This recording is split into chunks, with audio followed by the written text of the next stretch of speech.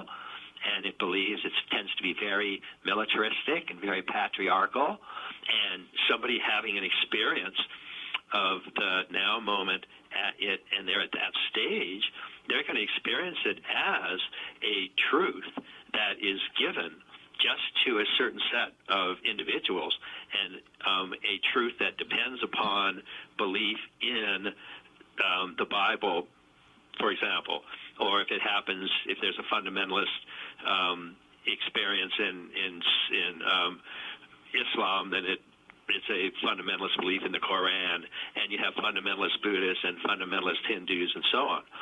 And so that's a very common, and actually 70% of the world's population is at these ethnocentric or lower levels of development.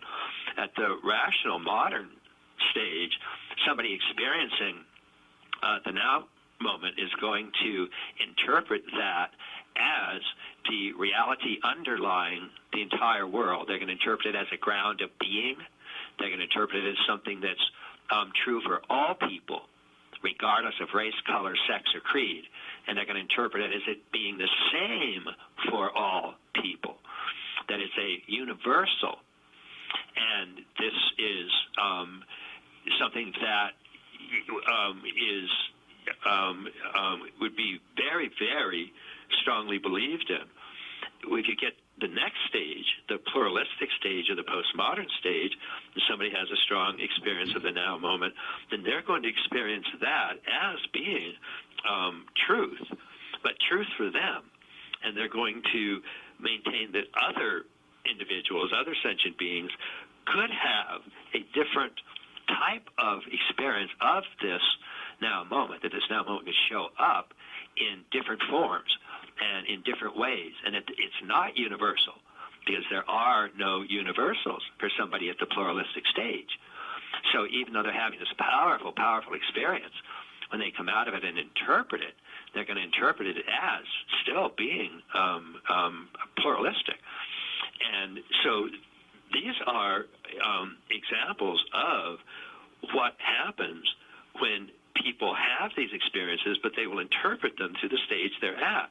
And the important thing is that all of these early stages of development all have one thing in common, and that is they believe that their value structure is the only correct value structure that there is. So the fundamentalist believes that his or her fundamentalist values are the only ones that are really true, and the modernist believes that modern scientific methods and modern rationality are the only methods that give actual truth, real truth, and others are all wrong. And the postmodernist, the pluralist, believes that even science is no more real than poetry, and that they're all truths are relative, and so they believe their truth, that all truths are relative, is the only correct truth anywhere in the world. Well, what happens when you get to the next stage, which is called an integral stage or the integrative stage, is that that's the first stage where individuals who are at that stage realize that all of the previous values have some important place. They have some important role to play, that they are fundamentally important, and that they exist for an important reason, and that they're part of humanity's development. So the integral stage finds room for all of the previous stages and understands that all of them are necessary in terms of overall growth and development. And so, in a sense, the way we would sort of summarize the ideal situation for a person is that they would be fully ensconced in the now moment and do so from an integral level. And now that combination is something that would give us a chance for world peace. But having individuals at the pluralistic stage or at the modern stage or at the traditional stage, having those people have pure now experiences is not going to guarantee world peace, because all of those values are at war with all the others. All of those values still believe that they're the only correct value, everybody else is wrong. And that will guarantee warfare, even if the person is living from the now moment. So we want to supplement, be in touch with the now moment. But when you interpret it from the highest structures, highest stages that are available, and right now those are called integral. So it's two things, two types of growth that we really want to pay attention to. And one is these sort of vertical growth through these stages of archaic to magic to mythic to rational to pluralistic to integral. And then another kind of growth into the now moment.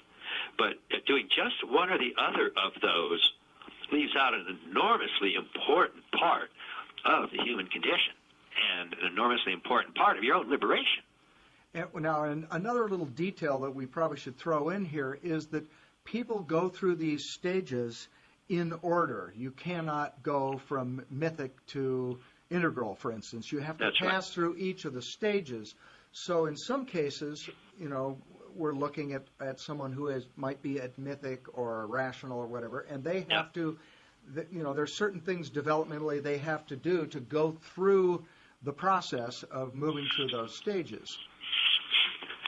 That's exactly right. And these stages, and sometimes in our postmodern world where nobody likes to be told what's true, and nobody likes being told what to do or that they have to do something. People sometimes get riled up with the whole notion of stages, but these kinds of stages are part of what's called growth stages or actualization stages, and these are different than dominator stages. Actualization stages are the way nature grows. An atom to a molecule to a cell to an organism. Those are 4 good stages. Those are actualization stages. And each one builds upon the previous one. Each one, in a sense, transcends and includes its predecessor. So molecules transcend and include atoms. They actually embrace them. They actually love them, if you want. And the same with cells. Cells transcend and include molecules. They actually embrace them. They physically envelope them. And that's what happens with true stages.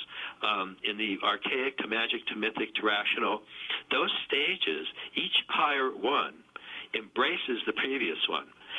But, just as you say, stages can't be skipped. You cannot go from atoms to cells and skip molecules. That's because they're ingredients of each stage.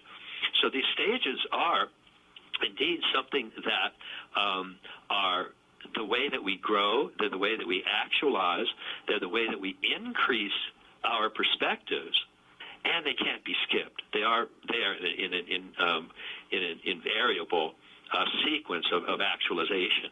And one of the keys here is what you just said, perspectives, that each new developmental level has a wider, more inclusive perspective. So say a little bit about that, too. Yes, that's one of the things that we found to be most extraordinary about what I'll go ahead and keep calling this vertical growth scale.